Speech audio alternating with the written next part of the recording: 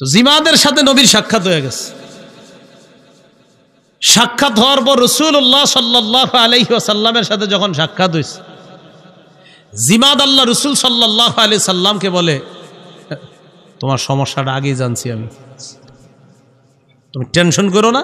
ইন্নী আরকি মিন হাযিহির রিহ, তোমার যে সমস্যা, এই সমস্যা আমি ফু দেই, আর ফু দিলে আমি আশাবাদী আল্লাহ তোমারে ভালো করবে। চিন্তা করছি নি, নবীজিরে বলতেছি।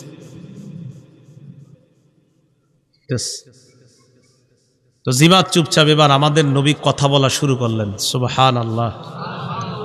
নবীজি বললেন, ইন্নাল হামদালিল্লাহ, সমস্ত প্রশংসা আল্লাহর। নাহমাদুহু ওয়া নাস্তাঈনু, আমরা আল্লাহর প্রশংসা করি, আল্লাহর কাছে সাহায্য প্রার্থনা করি।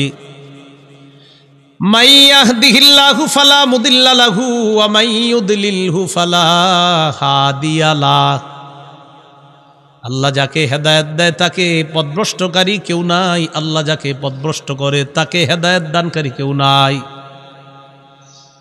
ওয়া আশহাদু আল্লা ইলাহা ইল্লাল্লাহু ওয়াহদাহু লা শারীকা লাহ, আমি সাক্ষ্য দিচ্ছি আল্লাহ ছাড়া কোনো ইলাহ নাই, তিনি একক, তার কোনো শরীক নাই। আমি আরো সাক্ষ্য দিচ্ছি মুহাম্মদ সাল্লাল্লাহু আলাইহি ওয়াসাল্লাম আল্লাহর বান্দা এবং শেষ রসুল। কি রসুল? শেষ রসুল। তো এই কথা বইলা নবী বললেন, আম্মা বা'দু, মানে আমি এখন বক্তব্য শুরু করব। নবীজির ভূমিকার কথাগুলা শোনার পর জিমাত কয়, থামো। আইদ আলাইয়া কালিমাতিকা হাউলা, তুমি তোমার এই কথাগুলা আবার আমারে শোনাও, যেগুলা বললা এগুলা আবার শোনাও। ফাআদাহুন্না আলাইহি রাসূলুল্লাহ সাল্লাল্লাহু আলাইহি ওয়াসাল্লাম সালাসা মাররাত, নবী এই কথাগুলা জিমাতকে 3 বার আবার শোনায়া দেয়।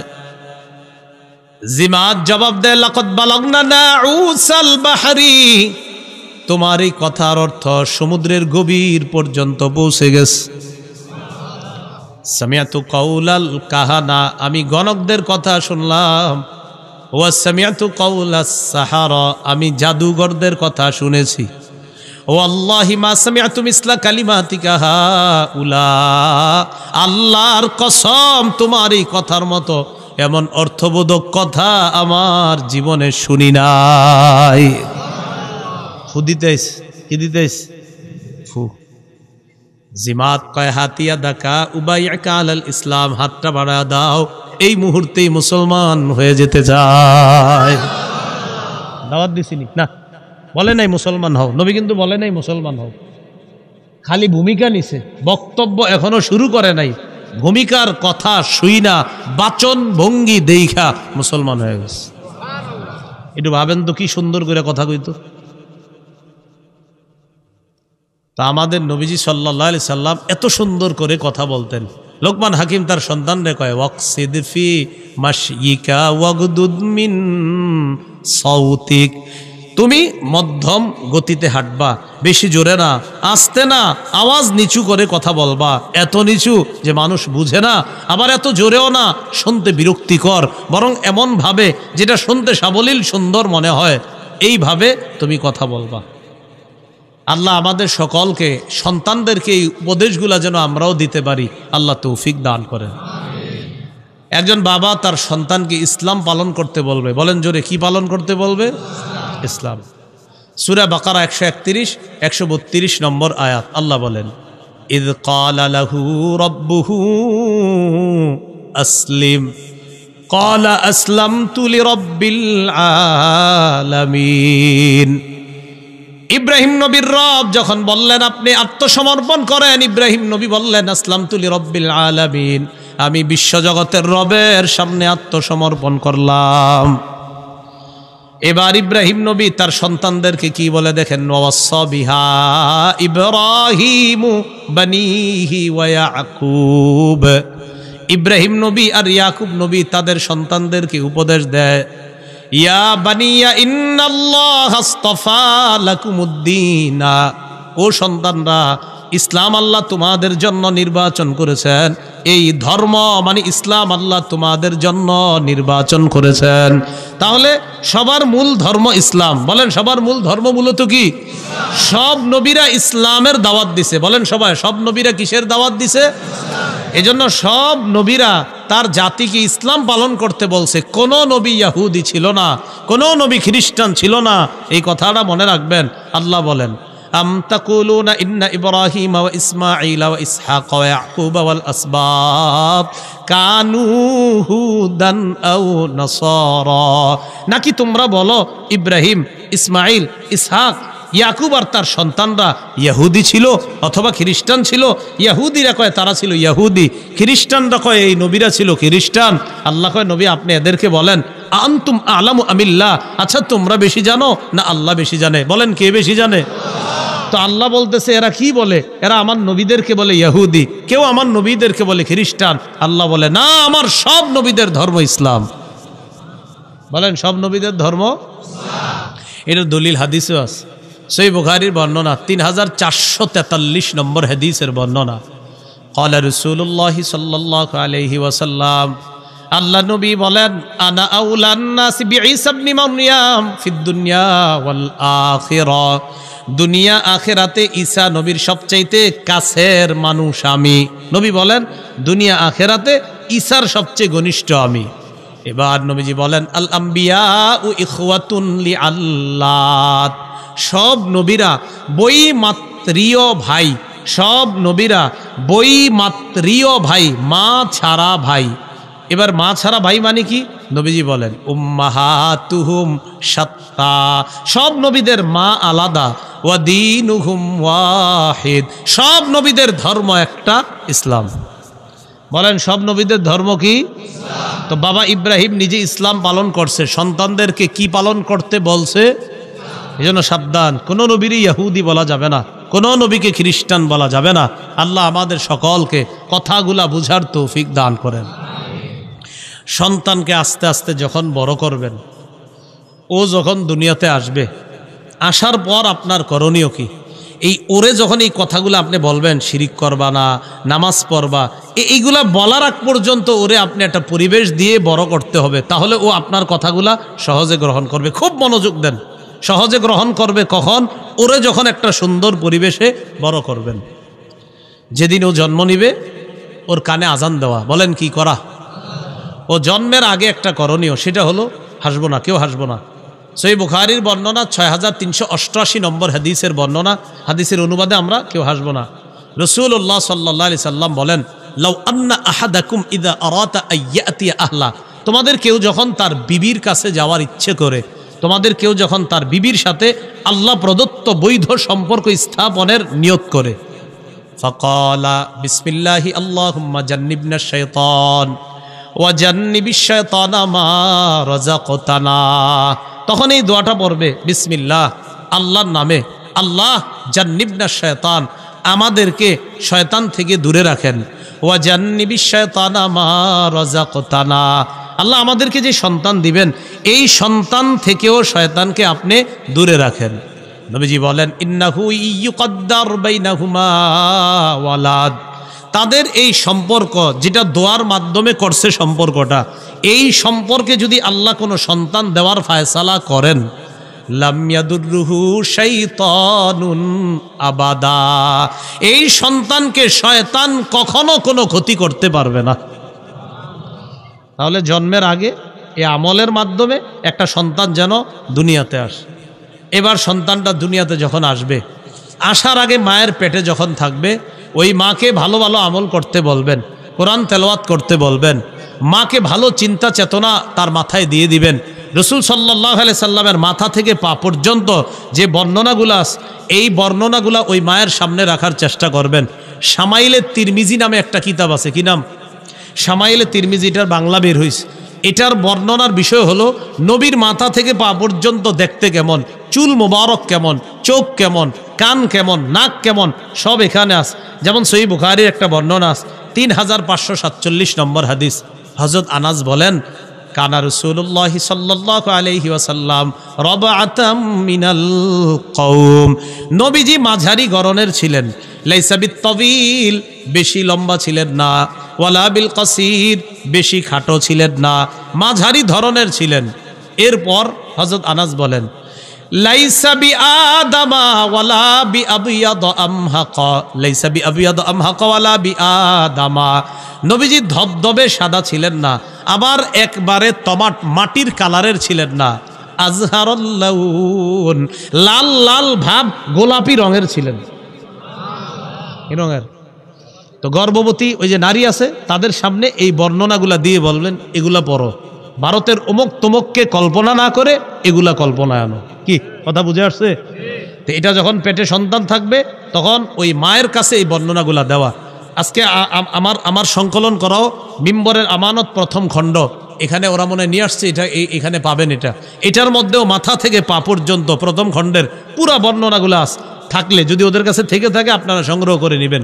মিম্বরের আমানত প্রথম খণ্ড, একদম মাথা থেকে পা পর্যন্ত, নাক কেমন, চোখ কেমন, এগুলা কেমন, এই বর্ণনাগুলা এখানে দেওয়া আছে। পাশাপাশি সন্তানের অধিকারগুলাও এখানে স্পষ্টভাবে লেখা আছে। এইগুলা ওই মায়ের পেটে যখন সন্তানটা থাকবে মাকে এই লেখাগুলা পড়তে দেন, কোরআন তেলাওয়াত করতে দেন, সন্তানের মধ্যে এটার একটা প্রভাব পড়বে, একটা প্রভাব সৃষ্টি হবে। কেন আপনি বুঝেন না? ইয়াহুদি সম্প্রদায়, এদের মহিলাদের গর্ভে যখন সন্তান আসে ওই মহিলারা অঙ্ক করে। সাধারণত ইহুদি মহিলারা পেটে সন্তান আসলে বেশিরভাগ মহিলা কঠিন কঠিন অঙ্ক মিলায় পেটে সন্তান থাকলে। কেন?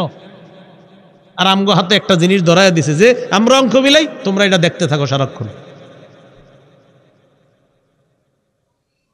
এবার সন্তান দুনিয়াতে আসার পর তার কানে আজান দেওয়া। বলেন কি করা? আবু দাউদ শরীফের বর্ণনা 5105 নম্বর হাদিস। عن عبيد الله بن أبي رافع رضي الله تعالى عنه رأيت رسول الله صلى الله عليه وسلم أذن في أذن الحسن بن علي بن أبي طالب رضي الله تعالى عنهما حين ولدته فاطمة بالصلاة। আবু রাফে বলেন, আমি দেখছি হযরত হাসান যেদিন জন্ম নিছে মসজিদে মুয়াজ্জিন আজান যেইটা দেয় নামাজের আজান, নবীরে দেখছি অবিকল নবীজি ওই আজানটাই হাসানের কানের মধ্যে দিছে। তাহলে সন্তান দুনিয়াতে আসলে কি করা? আজান দেওয়া, নাকি ছবি তুলে ফেসবুকে দেওয়া? না, আজান দেওয়া। 1 2 তাহনিক করা। বলেন সবাই তাহনিক করা। কি করা? তাহনিক কাকে বলে? তাহনিক বলা হয় সন্তান হওয়ার পর এই সন্তানটা কোনো আল্লাহওয়ালার কাছে নিয়ে যাবেন, ওই আল্লাহওয়ালা খেজুর চাবাবে, চাবায়া খেজুরের সামান্য অংশ সন্তানের মুখের ভিতর উপরে এইভাবে লাগায়া দিবে, আর একটু থুতুও লাগায়া দিবে। সবাই বলেন আমার সাথে, এটাকে তাহনিক বলে। কি বলে? সহিহ বুখারীর বর্ণনা 5467 নম্বর হাদিস। এই হাদিসের মধ্যে আছে আন আবি মুসা রাদিয়াল্লাহু তাআলা আনহু قال ولد لي غلام فاتيت به النبي صلى الله عليه وسلم। আমার একটা সন্তান হইছে, আমি এই সন্তানকে নিয়ে আল্লাহ নবীর কাছে গেলাম। ফাহান্নাকাহু বিতামরা, আল্লাহ নবী আমার সন্তানটার মুখের মধ্যে খেজুর চাবায়া দিয়ে দিলেন, সামান্য খেজুর মুখে লাগায় দিস। ওয়াসাম্মাহু ইব্রাহিম, আমার সন্তানের নাম নবী ইব্রাহিম রেখে দিস। কি নাম রাখস? ইব্রাহিম। ওয়াদআ লাহু বিল বারাকা, নবী তার জন্য কল্যাণের দোয়া করছেন। সুম্মা দাফাহু ইলাইয়া, এরপর তাকে আমার কাছে দিছেন। ওয়াকানা আকবার ওয়ালাদি আবি মুসা, এটা ছিল আবু মুসার সবচেয়ে বড় সন্তান। এখন একটা সুন্নত শিখলাম এখানে, কি একটা হলো তাহনিক করা, ওই সন্তানের মুখের মধ্যে কোনো আল্লাহওয়ালা কিছু দিবেন, ওই যে আপনার খেজুরের এটা দেওয়া। আরেকটা শিখলাম, জন্মের দিন সন্তানের নাম রাখা জায়েজ আছে। জন্মের দিন সন্তানের নাম রাখা কি আছে? জায়েজ আছে। আকিকার দিনে রাখা ওইটারও হাদিস আছে, আবার জন্মের দিনে রাখা যে জায়েজ এটাও আমরা হাদিসে পাইলাম। সহিহ বুখারীর 5467 নম্বর হাদিস। সূরা আলী ইমরানের 36 নম্বর আয়াতেও আছে। ঈসা নবীর আম্মা মারিয়াম যেদিন জন্ম নিস, ঈসা নবীর নানি তার নাম রাখছে ইন্নী সাম্মাইতুহা মারিয়াম, আমি আমার কন্যার নাম রাখছি মারিয়াম। তাহলে জন্মের দিন সন্তানের নাম রাখা বৈধ, জায়েজ। এটা কোরআনেও আছে, হাদিসেও আছে। মনে থাকবেনি সবার কথাটা? আচ্ছা, এখন এইখান থেকে আরেকটা শিখছি, সন্তান হুজুরের কাছে নিছে না হুজুরের বাসায় আনছে? কোনটা কন? কারে নিছে? হুজুরের কাছে নিছে। তো আপনারা যদি কন ইমাম সাহেব রেগে হুজুর আসেন, হুজুর যে বলে আমার একটু কাজ আছে, তো ঠিক আছে তাহলে চাকরি ছেড়ে চলে যান। কি কথা বুঝে আসছিনি? তাহলে হুজুরে আনবেন না নিয়ে যাবেন? নিয়ে যাবেন। এটা কিন্তু আপনি বললেন না গিয়া যে হুজুর আপনি আমার বাসায় যাবেন না, তো এই মসজিদে থাকার দরকার নাই, আপনি চলে যান। হাদিস আপনারই শিখাইল কি, আর আপনি করেন কি? আপনি সন্তান নিয়ে যাবেন, হুজুরে আনবেন না। এ হলো আপনার 2 নাম্বার কথা। 3 নাম্বার, নতুন সন্তানরে দেখে অন্যরা দোয়া করা। বলেন কি করা? আবু দাউদ শরীফের বর্ণনা 5106 নম্বর হাদিস, আম্মা জান আয়েশা সিদ্দিকা রাদিয়াল্লাহু তাআলা আনহার বর্ণনা, কানা রাসূলুল্লাহ সাল্লাল্লাহু আলাইহি ওয়াসাল্লাম ইউতা বিসবিয়ান ওয়া কানা ইয়াদউ লাহুম বিল বারাকাহ।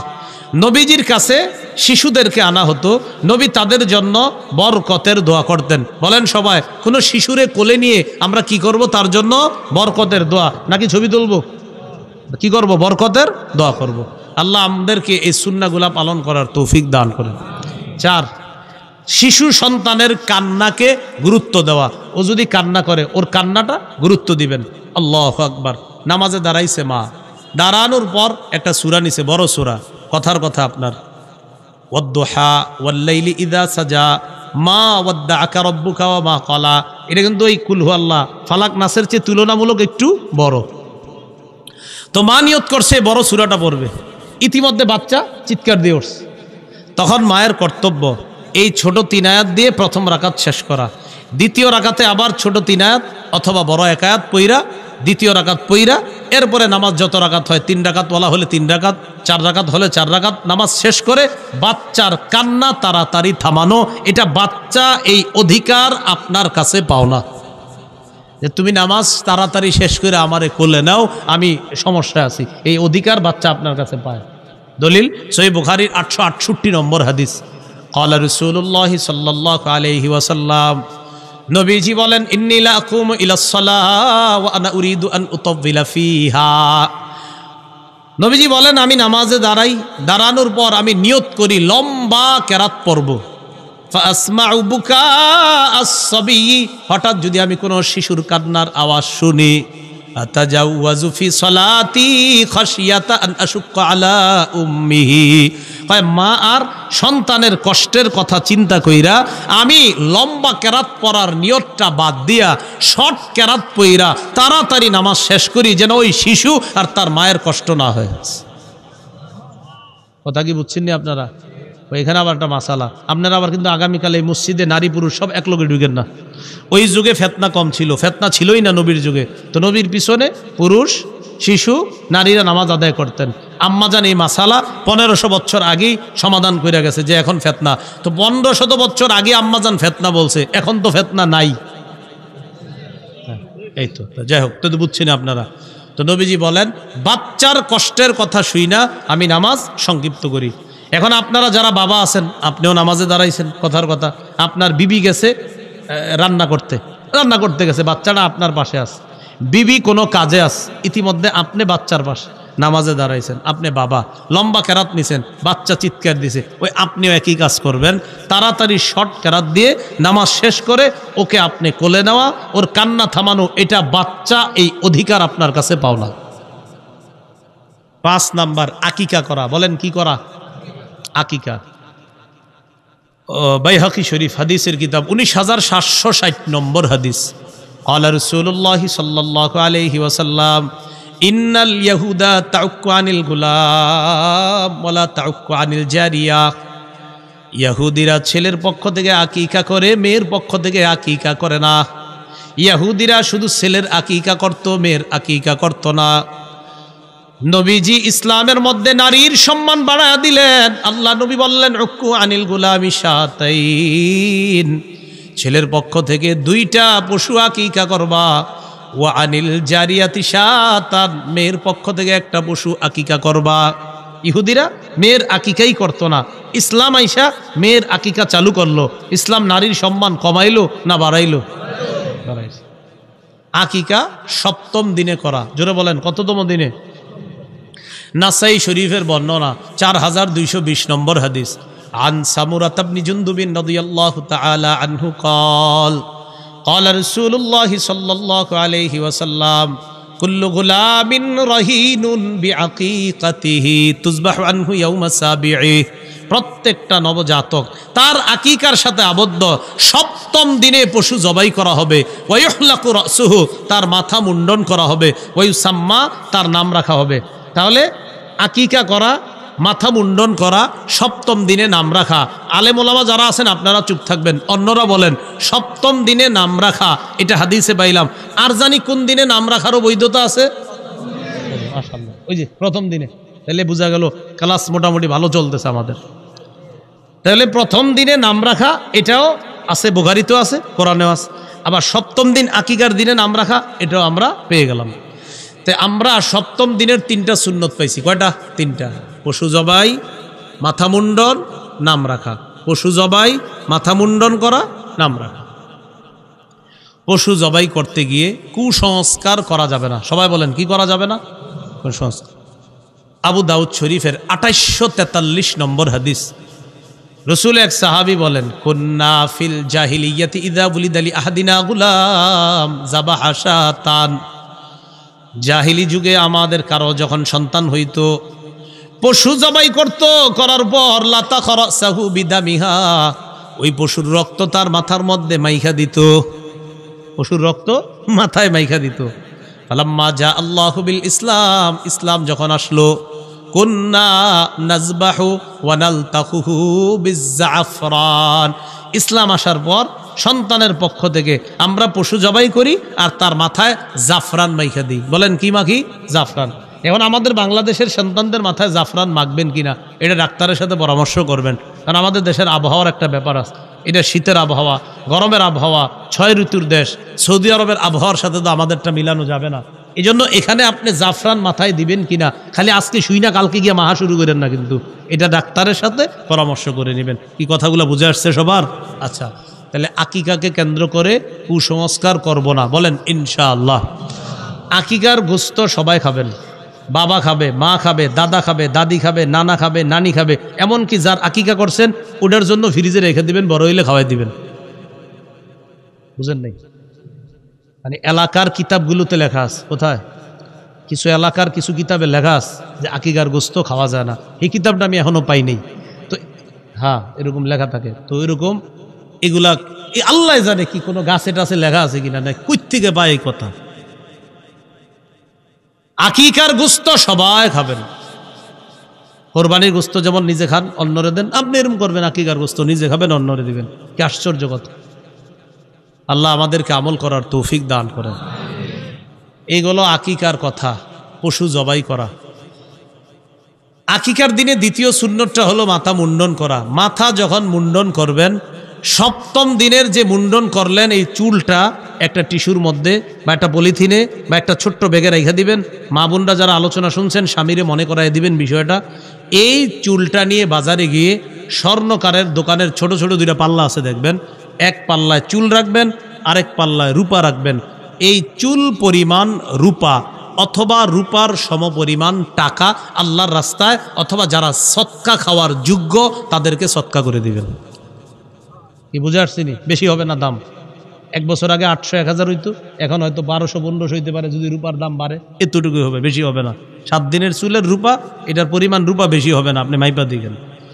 তিরমিজি শরীফের 1519 নম্বর হাদিস, ফাতেমা রাদিয়াল্লাহু তাআলা আনহাকে রাসূল বললেন সাল্লাল্লাহু আলাইহি সাল্লাম, ইহলিকি রাসা ফাতেমা, হাসানের মাথার চুলগুলা মুন্ডন করবা। ওয়া তাসাদ্দাকি বিজিনাতি শারিহি ফিদ্দাতা, হাসানের মাথার চুল পরিমাণ রূপা আল্লাহর রাস্তায় সদকা করে দিবা।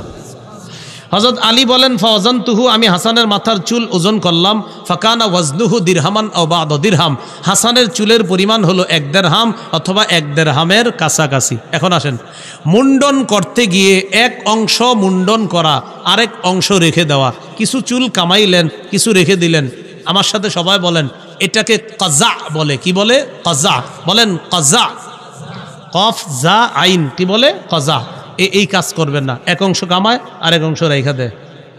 ইবনে মাজাহ 3637 নম্বর হাদিস, আন আব্দুল্লাহ ইবনে উমর রাদিয়াল্লাহু তাআলা আনহুমা নাহা রাসূলুল্লাহ সাল্লাল্লাহু আলাইহি ওয়াসাল্লাম আনিল কাজা, আল্লাহ নবী কাজা করতে নিষেধ করেছেন। ছাত্ররা প্রশ্ন করলেন মাল কজা, কজা কাকে বলে? আব্দুল্লাহ ইবনে ওমর জবাব দিলেন আইয়ুহলাকা মিন রাসিস সাবিয়্যি মাকান ওয়া ইউতরাকা মাকান। কজা বলা হয় মাথার কিছু অংশের চুল মুন্ডন করা, কিছু অংশ রাইখা দেওয়া, এটাকে বলা হয় কজা। কিছু চুল মুন্ডন, কিছু রাখা, এটাকে বলেন কি বলে? কজা। নবীর যুগে এক পিচ্চির মাথা দেখে এরকম কজা করা। রাসূল ওই ছোট শিশুটাকে ডাক দিলেন। সহিহ বুখারীর আবু দাউদের বর্ণনা 4195 নম্বর হাদিস। এই হাদিসের মধ্যে আসছে আন আব্দুল্লাহ ইবনে উমর রাদিয়াল্লাহু তাআলা আনহুমা আন্না রাসূলুল্লাহি সাল্লাল্লাহু আলাইহি ওয়াসাল্লাম রাআ সাবিয়্যা, নবী একটা ছোট শিশুকে দেখছে। কদ হুলিকা বাদু শাহরিহি ওয়া তুরিকা বাদু, কিছু চুল কামানো হয়েছে আর কিছু চুল রেখে দেওয়া হয়েছে। তো নবীজি দেইখা পরিবারের ডাক দিছে, এইদিকে আসো, কি করছো এটা মাথার মধ্যে? ইহলিকুহু কুল্লা আবিত্রুকুহু কুল্লা, হয়তো সব চুলগুলা ফালায়া দাও, না হয় কিছু অংশ ফালাও আর কিছু রাখো, এটা করবা না। হয়তো সব ফালাও, না হয় সব রাখো। হয়তো পুরা চুল রেখা দাও, না হয় পুরা চুল ফালায়া দিবা। কিছু রাখো আর কিছু ফালাও, এমনটা করবা না। কিন্তু আফসোসের বিষয়, বর্তমান যুগে দেখবেন আমাদের দেশে, বিশেষ করে এশিয়া মহাদেশের অনেকেই বিভিন্ন খেলোয়াড়ের চুলের সাথে মিল রাইখা 25-30 বছরের শিশুরাও এরকম। কারা? শিশুরাই তো, যুবক হইলে তো এরকম এরকম আপনার আনকমন সেন্সের কাম করতো না। 25 বছর 30 বছরের শিশুরা এই মাথার কিছু অংশ কামায়, কিছু অংশ রাখে। এরে আপনি সেলুনে নিয়ে যাবেন, নিয়ে আইসা বলবেন ভাই তোমার হাদিস পরে শোনাই, হাদিস তো আছে, এটা করা নিষেধ, তুমি আগে সেলুনের আয়নাটার দিকে একটু তাকাও। তো হে তাকাবে, তাকানোর পর বলবে, তুমি রুচিরে জিজ্ঞাসা করো যে রুচি আমার কি এটা ঠিক হয়েছে, তুমি একটু জিজ্ঞাও তো কেমন দেখা যায় তোমারে, আপনি রাখুন এটা কেমন দেখা যায়। যদি মনে হয় হাদিস নাও বলি, এই কিছু অংশ কামাইলেন আর কিছু রেখা দিলেন, রুচিয়ে কি কয় এটা কোন? তো সে যদি আয়নার সামনে দাঁড়ায় বলবে এটা তো আমি না, তো বলবেন হ্যাঁ এবার ঠিক আছে, আসলে এটা তুমি না, তুমি কোনটা, আগে যেটা ছিল এটা হও। বুঝে আসছিনি? তাহলে এটা আমি গ্রামগঞ্জেরটা জানি না, শহরে এরকম বিভিন্ন জায়গায় দেখা যায় এই যে চুল ওই বিভিন্ন জনের সাথে মিল রেখা। গ্রাম অঞ্চলের জানি না, হ্যাঁ গ্রামেও হয় না, এটা জানি না আমি। শহরে এরকম দেখা যায় আপনার এই কজা করে। তাহলে কজা হারাম, কজা নিষেধ, এটা করব না আমরা। এরপরে 6 নাম্বার নাম রাখা। নামের মধ্যে সুন্দর নাম হলো আব্দুল্লাহ, আব্দুর রহমান, মেয়ে ছেলেদের নাম, আল্লাহর কাছে সবচেয়ে প্রিয় নাম। আবু দাউদ শরীফের 4949 নম্বর হাদিস, ক্বালা রাসূলুল্লাহ সাল্লাল্লাহু আলাইহি ওয়াসাল্লাম আহাব্বুল আসমাই ইলাল্লাহ আব্দুল্লাহ ওয়া আব্দুর রহমান। আল্লাহর কাছে সবচেয়ে পছন্দনীয় নাম আব্দুল্লাহ, আব্দুর রহমান। বলেন আল্লাহর কাছে সবচেয়ে পছন্দনীয় নাম কি? আব্দুল্লাহ, আব্দুর রহমান। হাদিসের একটা হাদিসে আসছে 4টা নাম না রাখা। বলেন কয় নাম না রাখা? 4টা। আবু দাউদের বর্ণনা 4958 নম্বর হাদিস, ক্বালা রাসূলুল্লাহ সাল্লাল্লাহু আলাইহি ওয়াসাল্লাম লা তুসাম্মিয়ান্না গুলামাকা ইয়াসারা ওয়ালা রাবাহা ওয়ালা নাজিহা ওয়ালা আফলাহা। তুমি তোমার সন্তানের নাম ইয়াসার রাখবা না, রবাহ রাখবা না, নাজিহ রাখবা না, আফলাহ রাখবা না, এই নামগুলা রাখবা না। এরপরে আসেন হাজনুন নাম না রাখা। বলেন হাজনুন। হাজনুন মানে দুঃখ। বলেন হাজনুন মানে কি? দুঃখ। সহিহ বুখারীর বর্ণনা 6193 নম্বর হাদিস। সারা পৃথিবীর শ্রেষ্ঠ মুহাদ্দিসদের একজন সাঈদ ইবনুল মুসাইয়িব তিনি বলেন, আমার দাদার নাম হাজনুন ছিল। মানে হাজনুন মানে দুঃখ, আমার দাদার নামের অর্থ দুঃখ। কদিমা আলা রাসূলিল্লাহি সাল্লাল্লাহু আলাইহি ওয়াসাল্লাম, আমার দাদা আল্লাহ নবীর কাছে আসলেন। নবীজি তাকে প্রশ্ন করলেন, মাসমুকা, তোমার নাম কি? ওই ব্যক্তি জবাব দিলেন, আমার নাম হাজনুন, মানে আমার নাম দুঃখ। নবীজি বললেন, বাল আনতা সাহলুন, তুমি কি কও, তোমার নাম দুঃখ? না তুমি দুঃখ না। বাল আনতা সাহলুন, তুমি হলা ভালো, মানে দুঃখ না তুমি, বালা মুসিবত না, তুমি সাহলুন, তুমি সব ওকে, সব ঠিকঠাক, তোমার নাম সাহলুন। সাহলুন মানে সব ঠিকঠাক আছে, সব নিয়ন্ত্রণে আছে। আর হাজনুন মানে বালা মুসিবত, দুঃখ, দুর্দশা। সাহলুন সহজ, বিপদ আপদ মুক্ত। তো নবীজি বললেন, তোমার নাম হাজনুন না, তোমার নাম সাহলুন। উনি জবাব দিলেন, মা আনা বিমুগাইয়িরিন ইসমান সাম্মানিহি আবি, আমি আমার নাম পাল্টাবো না, এটা আমার আব্বা রাখছে নাম। নাউজুবিল্লাহ। নবী বলছে যে এটা পাল্টাও, আমার নাম পাল্টাবো না। সাঈদ ইবনুল মুসাইয়িব বলেন, ফামা জালাত ফিনাল হুজুনাতু বা'দু, আমার দাদা নাম না পাল্টানোর কারণে আমাদের বংশে সারা জীবন খালি দুঃখ দুর্দশা লেগেই থাকতো। দেখছেন নি নাম অর্থবহ হওয়া কতটা জরুরি। নবীজি বলছেন আমরা পাল্টায় নাই, দাদার কারণে, দাদার নামের আসরের কারণে পুরা বংশের মধ্যে খালি দুঃখ দুর্দশা লেগেই থাকতো। এটা সহিহ বুখারীর বর্ণনা, এটা কোনো গল্প না। 6193 নম্বর হাদিস। তাহলে অর্থবহ সুন্দর নাম দরকার আসেনি? এই অর্থবহ নাম রাখা। মুয়াত্তা মালিকের একটা বর্ণনা, কিতাবুল ইস্তিজান, বাবু মা ইকরাহু মিনাল আসমা, অনুমতি চাওয়া একটা অধ্যায় আছে। এই অধ্যায়ের মধ্যে একটা শিরোনাম আছে, যেই নাম রাখা যাবে না। রসুল সাল্লাল্লাহু আলাইহি সাল্লাম একটা দুধের উটনির পাশ দিয়ে গেছে। নবী, আচ্ছা কে পারবে এটা দহন করতে, এই দুধ দহন করতে কে পারবে? একজন দাঁড়ায় কয় হুজুর আমি। নবী কয় মাসমুকা, তোমার নাম কি? কয় মুররা, আমার নাম মুররা। বলেন কি নাম? মুররা অর্থ তিতা। মুররা অর্থ কি? নবীজি কয় ইজলিস, বসো, মানে নাম পছন্দ হয় নেই। আবার বললেন মা ইয়াহলুবু হাজিহি, কে দহন করবে? আরেকজন দাঁড়াইছে। নবীজি বললেন মাসমুকা, তোমার নাম কি? আমার নাম হারবুন। হারবুন মানে যুদ্ধ। চিন্তা করছেন, বসো। এরপরে বললেন মাইয়াহলুবু হাজিহি, কে দহন করবে? আরেকজন দাঁড়াইছে। নবীজি বললেন মাসমুকা, তোমার নাম কি? আমার নাম ইয়াইশ। ইয়াইশ মানে সুন্দরভাবে সুখী জীবন যাপন যে করে। নবীজি বললেন উহলুব, তুমি দুধ দহন করো। কি শিখলাম? নামের অর্থ সুন্দর হওয়ার প্রয়োজনীয়তা আছে না নাই? এই জন্য নাম সুন্দর হওয়া জরুরি। আল্লাহ আমাদের সকলকে বিষয়টা গুরুত্ব দেওয়ার তৌফিক দান করেন। 7 নাম্বার, সন্তান যদি আছর খেয়ে পড়ে যায়, দেখবেন সন্তান মাঝে মাঝে আছর খেয়ে পড়ে যায়, আবার দাঁড়ায়, তখন আপনি বলেন বাবা আসো আসো, এরকম বলেন না। এই আছর খেয়ে যখন পড়ে তখন তারে গিয়ে ধরা, তারে উঠানো। নবীজির মিম্বরে খুতবা দিতেছে, এই সময় ঘটনা ঘটে গেছে। সুবহানাল্লাহ। আবু দাউদের 1109 নম্বর হাদিস, নবী খুতবা দিতেছে। এই টাইমে হাসান হুসাইন, নবীর 2 কলিজার টুকরা মসজিদে ঢুকছে। সুবহানাল্লাহ। আলাইহিমা সাওবানে আহমারান, 2 জনের শরীরের মধ্যে ছোট মানুষ, লাল কাপড়। বড়রা আবার লাল কাপড় পরেন না, ছোট ছিল ওনারা, তাদের গায়ে লাল কাপড় ছিল। তো মসজিদে ঢুকছে, ঢুকার পর নবীজি খুতবা দিতেছিল। যেই মাত্র হাসান হুসাইনরে দেখছে, দেখে ইয়া সুরান ও ইয়াকুমান, ছোট মানুষ দুজন বারবার পরে আর দাঁড়ায়, পরে আর দাঁড়ায়। ফানাজালা, নবী খুতবা বন্ধ করে মিম্বর থেকে নামলেন। ফা আখাযাহুমা, দুজনকে নিলেন। ফা সাইদা বিহিমাল মিম্বার, দুজনরে নিয়ে মিম্বরে উঠলেন। মিম্বরে উঠা রাসূলুল্লাহ সাল্লাল্লাহু আলাইহি সাল্লাম বললেন ইন্নামা আমওয়ালুকুম ওয়া আওলাদুকুম ফিতনা, তোমাদের সম্পদ, তোমাদের সন্তান, এগুলা ফিতনা। সূরা তাগাবুনের 15 নম্বর আয়াত তেলাওয়াত করলেন। সম্পদ আর সন্তান ফিতনা, পরীক্ষা। দেখছো আজকে আমার খুতবার মধ্যেও হাসান হুসাইন আমারে পরীক্ষায় ফালায় দিছে। রাআইতু হাযাইনে, ওদের 2 জনরে দেখা, ফালাম আসবির, আমি সহ্য করতে পারি নাই, মায়ায় তাড়াতাড়ি নাইমা তাদেরকে কোলে নিছি। তো ওইটা যাই হোক, নবীজি অন্য আরেকটা বুঝাইছে যে দেখো সন্তান সম্পদ এগুলা ফিতনা, এগুলা পরীক্ষা। দেখছো আমার খুতবা বন্ধ করে দিছে দুজন, মায়া। তো যাই হোক, এখান থেকে যেটা শিখলাম, হাসান হুসাইন পড়ে যাচ্ছিল, নবীজি খুতবা বন্ধ করে তাদেরকে এসে নিলেন।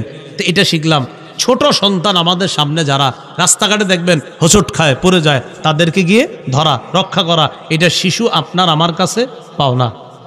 এরপরে সন্তানের অধিকার, বলেন আমার সাথে, বিজাতীয় পোশাকে বলেন অভ্যস্ত না করা।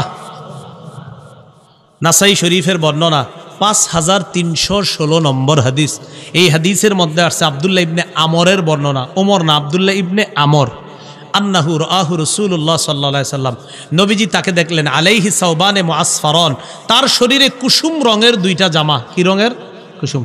নবীজি দেখার পর বললেন হাজিহি সিয়াবুল কুফফার ফালা তালবাসহা, এগুলা কাফেরদের পোশাক, খোলো, এগুলা আর পরবা না। কুসুম রঙের জামা দেখে বললেন এগুলা কাফেরদের পোশাক, খোলো, এগুলা আর পরবা না। তো কুসুম রংটা একটু মনে রেখেন, এই জাতীয় রং না পরাই ভালো আমাদের জন্য। ইসলামী পোশাকে অভ্যস্ত করা, যেই পোশাক সতর ডাকে, বলেন ইসলামী পোশাকে অভ্যস্ত করা, যেই পোশাক কি ডাকে? সতর। সূরা আরাফের 26 নম্বর আয়াত, আল্লাহ বলেন ইয়া বানি আদামা কদ আনজালনা আলাইকুম লিবাসাই ইউয়ারি সাওআতিকুম ওয়ারিশা, হে আদম সন্তান, আমি তোমাদের জন্য পোশাক দিলাম, এমন পোশাক যা তোমাদের লজ্জাস্থান, তোমাদের সতর ডেকে রাখে এবং যা তোমাদের সৌন্দর্যতার কারণ। তাহলে এমন পোশাক পরানো যেটা সতর ডেকে রাখে। আপনার সন্তানটা বালেগ হওয়ার আগেই যেন তার মধ্যে এই মানসিকতা তৈরি হয় যে আমি ইসলাম ধর্ম পালন করি, আমাদের ধর্মে সতর ঢাকা ফরজ। এটা যেন বালেগ হওয়ার আগেই এই শিক্ষাটা ওর মাথায় ঢুকে যে ইসলামের মধ্যে সতর ঢাকা ফরজ, এটা ঢাকতে হয়, এটা না ঢাকলে ফরজ লঙ্ঘন হয়। কথাগুলো কি মনে থাকবে ইনশাল্লাহ? এরপর বলেন সাদা পোশাকে অভ্যস্ত করা। বলেন কোন পোশাক? হ্যাঁ, সাদা পোশাক। এটা আপনি সাদা পোশাকে যদি পারেন এটা অভ্যস্ত করাবেন। আবু দাউদের 4061 নম্বর হাদিসের বর্ণনা, রাসূলুল্লাহ সাল্লাল্লাহু আলাইহি সাল্লাম বলেন, ইলবাসু মিন সিয়াবিকুমুল বায়াজ, তোমরা তোমাদের পোশাকের মধ্য থেকে সাদা পোশাক পরিধান করবা। ওয়াকাফিনু ফিহা মাউতাকুম, মৃতদেরকেও সাদা পোশাকে কাফন দিবা, মৃতদেরকেও সাদা পোশাক দিয়ে তাদের কাফন করবা, কাফনের পর দাফন করবা। দেখেন তো, জীবিত সাদা পোশাক পরবা, মরবা ওরেও সাদা পোশাক পরাবা। জীবিত সাদা পোশাক পরবা, মারা যাবা ওরেও সাদা পোশাক পরাবা। হ্যাঁ, এটাতে অনেক কিছু শিক্ষার আছে। সাদা যখন পরবেন তখন তাকাইবেন আর চিন্তা করবেন জীবিত অবস্থায় ওটা পরলাম, আমি যখন মারা যাব আমাকে এটা পরানো হবে আবার।